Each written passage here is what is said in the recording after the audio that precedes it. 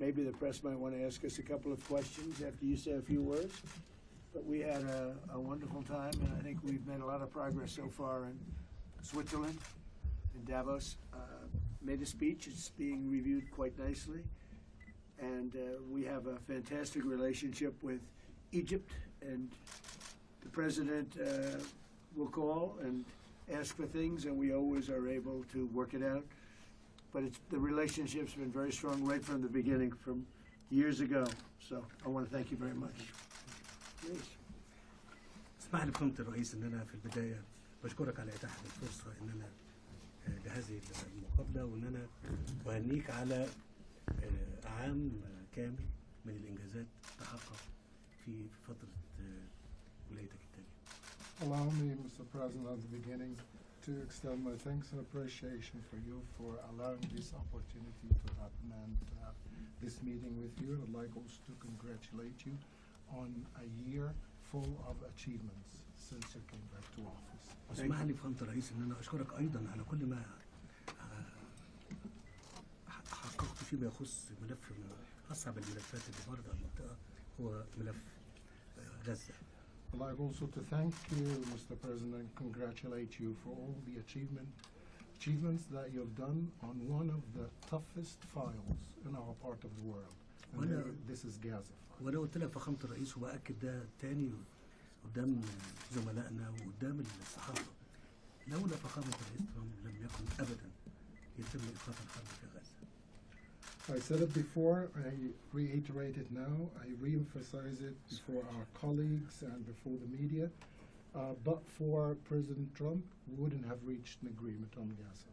وبطلب من فخامة الرئيس الاستمرار في رعايته لهذا الملف حتى يتحقق الخطة كاملة كما أعلنتم فخامة الرئيس. I really would ask you, Mr. President, to continue paying your attention and care. Your attention and care for this file so that the plan should be implemented fully. لقد أعلنتم من المرحلة الثانية فخامة الرئيس، مهم جدا إن احنا نتحرك فيها بالإيجابية الكاملة، وإحنا ستجدوا منا كل ما يمكن عمله من أجل إنجاح هذه الخطة. So, President, you've announced the second phase of the Gaza plan. This is very important that it comes forward and it takes effect, and on our part we'll be standing very ready to provide everything that we can to make this a success.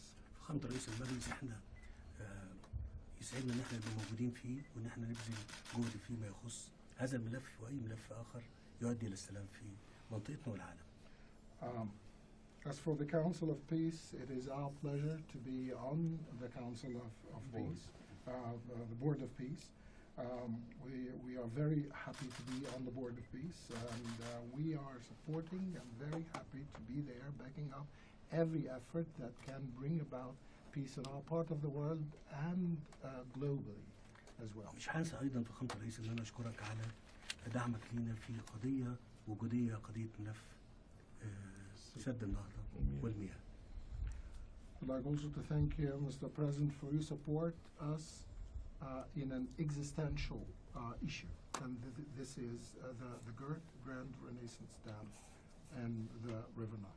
وايضا هنا بسجل مرة اخرى ان ده امام الصحافة ان فخامة الرئيس يهتم بهذا الملف في منذ ولايته الاولى، وحرص على ان هو يقدم الجهد اللازم للوصول الى اتفاق فيما يخص هذا السد. And for the record and before the press, I'd like just to remind everybody that Your Excellency did a lot of effort in this regard, in this file, in your first term in office, and you almost had a deal, and you did everything in your power at the time to get this deal done. فخامة الرئيس كل التقدير والاحترام لفخامتك. Mr. President, accept our highest appreciation and respect. Well, thank you very much. They're talking about the dam that's been built in Ethiopia. It's one of the largest dams in the world, the largest dam in Africa, but it's one of the largest dams anywhere in the world. It was financed by the United States, and it basically blocks the Nile River. You know, when I think of Egypt, I think about the Nile more than any other place, in all fairness, but it goes through Ethiopia. And a dam was built, a very big one, very, very big one, massive. And it was something that should have been talked about a long time ago when they were building it or financing it. So I got involved at the end of my first term, and I was going to have a deal. We were going to pretty close to a deal. Then we had a rigged election, and I left. And of course, Biden didn't do anything about it because he didn't know he was alive. And I come back, and it's become a very dangerous issue, the dam. And I'll see if I can get that back on track. We were all set to make a deal. We're going to do a joint venture of sorts, and it would have been good. I think it would have been good for both. But it's a dangerous thing. They built a dam where somebody's not getting the water that they are supposed to get and that they've gotten for 1 million years, and all of a sudden the water flow is blocked by a very massive dam. I wouldn't be happy about it. And you have a very strong leader in the president. And I hear you have a strong leader in Ethiopia, too. I don't know him as well as I know you, but he's a strong guy. And I'm going to try bringing the two of you together, see if we can make a deal. I appreciate that. I think he understands me, right? I think he understands English better than we do. Okay? A lot of these guys that don't understand, they understand it very well.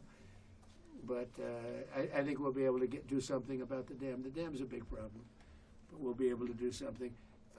Most importantly, great leader, great guy, and we're there for each other. We've known each other right from before Hillary. It was before Hillary. We met during the campaign with Hillary, and we met at a hotel.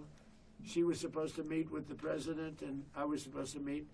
I went first, and after he met me, he didn't want to meet her. And I said, I like that guy. But we've had from that moment on, that was before the election. Yes. We've always had a great relationship, and it continues stronger than ever. Thank you very much. Appreciate it. Thank you, everybody. Thank you. Thank you, Press. They have committed to being permanent members of the board of peace. Well, we're going to have a lot. We have a lot of great people that want to join. It's going to be the most prestigious board ever formed. The president is a member. We have the major countries, and some need parliamentary approval, but for the most part, everybody wants to be on. I have a little bit of the opposite problem. People want to be on, and we didn't ask them. They want to get on, but we'll look at the country. So we're going to have. I think it's the greatest board ever formed, and we call it the Board of Peace. That's what it is. It's the Board of Peace, and it started on Gaza. And I appreciate what you said on Gaza, because it's true. If we weren't involved, there'd be no peace. It's peace. We have peace in the Middle East now. And you might have Hamas. We have a little flame here and there, but basically that'll be taken out. If they don't get rid of the guns, then then they will be very unhappy people. We'll have no choice. They will be eliminated. They made a deal to get out. You have Hezbollah in Lebanon. We have to do something there. They're causing a lot of problems, but those are small. We actually have peace in the Middle East, and the president was very instrumental. He really helped us, one of the most. And we've had great help from a number of countries, but Egypt has been great. The president's been great. And we have peace in the Middle East. It's an amazing thing. Nobody thought we'd ever see that.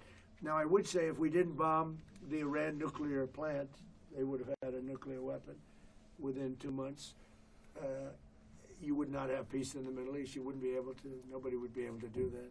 But that's what gave us peace in the Middle East. Thank you very much, everybody. Thank you, Press. Thank you, Press.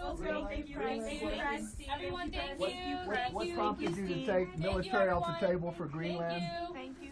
Thank you, Press. Thank you. Well, we'll see what happens. The military's not on the table. I don't think it'll be necessary. I really don't. I think people are going to use better judgment. They'll use their best judgment, and I don't think that will not be necessary. Thank you, Press. Thank you, Press. Let's go. Thank you. Wait just a second. We have one more thing to share. We want to say a heartfelt thank you for watching and supporting PBS News. Without you, we simply wouldn't be able to provide the news and the information that you trust. So thank you from everybody here at PBS News. Support journalism you trust. Support PBS News. Donate now, or even better, start a monthly contribution today.